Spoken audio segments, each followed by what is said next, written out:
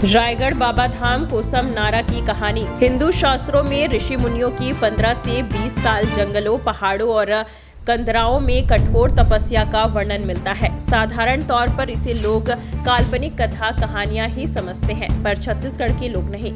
छत्तीसगढ़ के रायगढ़ जिला मुख्यालय में 16 फरवरी 1998 से तपस्या में लीन बाबा सत्यनारायण को यह हठ योग करते 19 वर्ष बीत गए।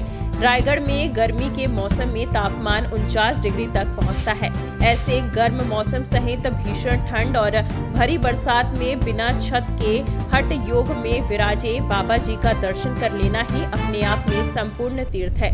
बाबा कब क्या खाते हैं, कब समाधि से उठते हैं, किसी को नहीं पता। भोजन करते किसी ने नहीं देखा। जीवन किसी काल्पनिक कथा सा लगता है। कोसम नारा से 19 किलोमीटर दूर देवरी डूमरपाली में एक साधारण किसान दयानिधि साहू एवं हसमती साहू के परिवार में 12 जुलाई 1984 को अवतरित हुए बाबा जी बचपन से ही आध्यात्मिक बालक थे। एक बार गांव के ही तालाब के बगल में स्थित शिव मंदिर में वो लगातार 7 दिनों तक तपस्या करते रहे।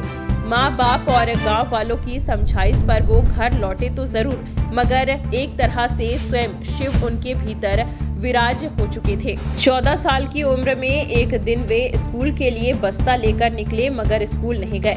बाबा जी सफेद शर्ट और खाकी हाफ पैंट के स्कूल ड्रेस में ही रायगढ़ की ओर रवाना हो गए। अपने गांव से 19 किलोमीटर दूर और रायगढ़ से सटकर स्थित कोसम नारा वो पैदल ही पहुंचे। कोसम नारा गांव से कुछ दूर पर एक बंजर जमीन में उन्होंने कुछ पत्थरों को इकट्ठा कर शिवलिंग का रूप दिया और कुछ दिन तक तो किसी को पता ही नहीं चला, मगर फिर जंगल में आग की तरह खबर फैलती चली गई और लोगों का हुजूम वहां पहुंचने लगा। कुछ लोगों ने बालक बाबा की निगरानी भी की, मगर बाबा जी तपस्या में जो लीन हुए तो आज तक उसी जगह पर हठ योग में लीन है। माँ बाप ने बचपन में नाम दिया था हलधर, पिता प्यार से सत्यम कहकर बुलाते थे। उनके हठ योग को देख लोगों ने नाम दिया बाबा सत्यनारायण।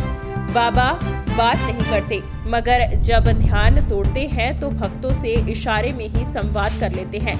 रायगढ़ की धरा को तीर्थ स्थल बनाने वाले बाबा सत्यनारायण के दर्शन करने वाले भक्तों के लिए अब कोसम नारा में लगभग हर व्यवस्था है, लेकिन बाबा ने खुद के सिर पर छाव करने से भी मना किया हुआ है। आज भी बाबा जी का कठोर तप जारी है।